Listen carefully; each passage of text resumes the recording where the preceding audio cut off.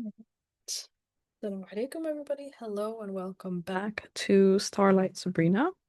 So, a little bit of a unconventional post here, but Allah subhanahu wa ta'ala really moved me to speak, and I wanted to speak with you. So, let's jump straight into it. No fluff, just presence and purpose. So, what I want you to do is say this by candlelight, and I swear and I promise that things will really begin to fall into place. Bismillah. From the heart of Spain, there was an ancient poet that wrote these words for 700 years, and for 700 more, he knew its promises would follow him into the dark.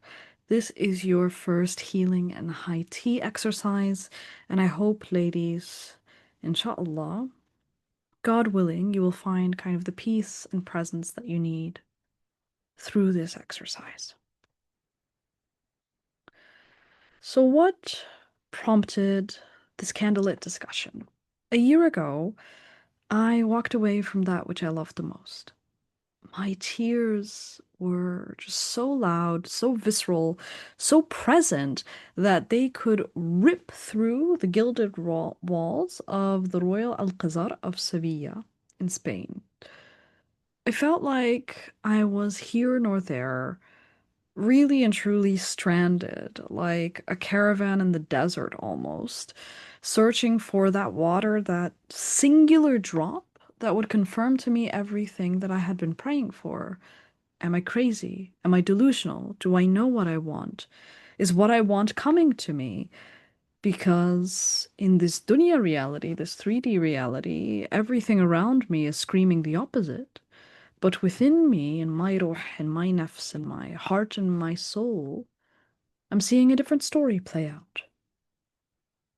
And so, in my search for stillness today, looking for that cosmic answer in the dead of the night, I remembered a poem called lama bada, yathathana, which is a Muwashishi song from the heart of Andalusia in Morocco during the Islamic Golden Age.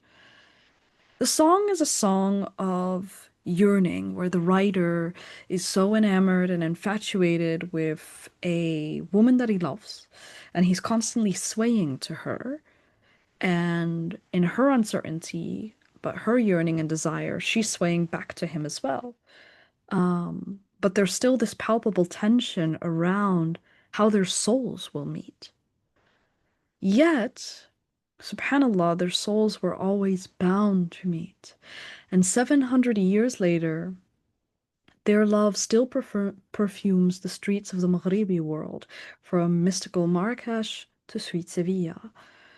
So I wanted to share this with you, ladies, because when you find yourself caught in the hopelessness of a situation, grieving a grief and a desire that has not yet come to pass, you're doing everything, and yet it's just not exercising its way out of your body. I want you to first say this by candlelight, returning to the old world wisdom that bleeds in the heart of lama bada yathathana, and it comes from the Quran. Kun faya kun. Kun faya kun. Be and it is. I want you to say this first, 15 to 30 times, until you feel like your heart has completely opened up and reconciled with that truth. Like your heart has almost internalized it as a part of its beating atrium. Kun fayakun. Say it, repeat it, until you really feel like your heart is settled. Then, once the heart is settled, I want you to say this next statement. I want what I want, and fill in the blank. I want you to name the desire. I want you to name it in its full glory. I want you to own it.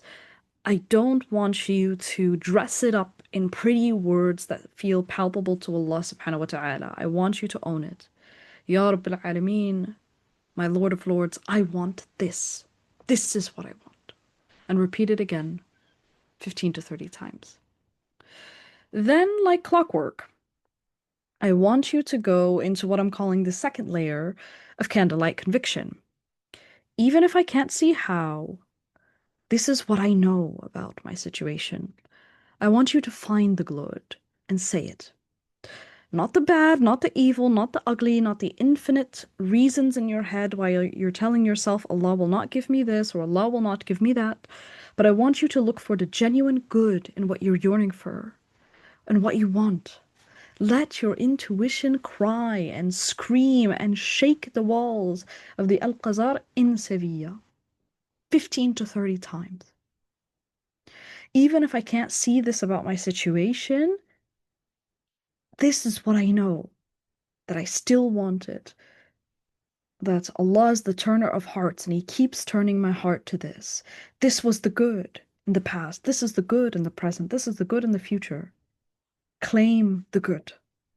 We live in a world, subhanAllah, where all we do as Muslims is nitpick at what's wrong with us and what's wrong with our desire and what's wrong with our nafs and our ego and the things we want. Flip it. Even if I can't see how, this is what I know about my situation. Finally, I want you to purge the guilt. Desire is a natural part of human existence. But as Muslims and as Muslimas, we wear kind of a crown over our head around how we need to carry our desires, how we need to carry ourselves as women in this ummah. And oftentimes, we carry things more than what we can actually bear. So I want you to purge the guilt by saying, it's not my job to reconcile the guilt, to figure out the how, the when, or even the why. I'm not a bad person, and I'm not a weak person. This is just where I am. Ya Rabb al-Alameen, show me the how, show me the why, and show me the when. Show me how to get out of this messy middle. My love, in this journey that you're on, to being able to build the life of your dreams, to build a life of starlight, oftentimes there are going to be doubts and hesitations that cloud your path, circumstances that define your joy, that steal it like a thief in the night. And when this happens, I need you to purge your guilt. That was all from me, my love. I pray that this brings you peace. I don't know the vessel that will carry you there to that peace, but I know that your soul is really and truly singing for this freedom, singing for this relief. You were not meant to carry the world on your shoulders. You were not Atlas of the Atlas Mountains. So release and let go. Surrender and let loose. Give what needs to be given to God. And as hard as it is, the battle of the lifetime, it feels like, trust and believe in that everything is coming to you the way you needs to. That things will fall into place when you surrender the fight. That things are not where they should be. Let me say that again. Things will fall into place when you surrender the fight, that things are not where they should be. So follow the breadcrumbs, my love. Breathe and let the exhausted exhales of those who came before you and after be your medicine tonight, inshallah ta'ala. Like the ghosts of lama, bada, yathathana, and the beautiful poetry of Al-Andalus wrap you in its cloak for tonight. Thank you so much for listening. This is a quite unconventional way that I'm trying to produce content here. But like I said, the muse called to me, Allah subhanahu wa ta'ala called to me to record this message.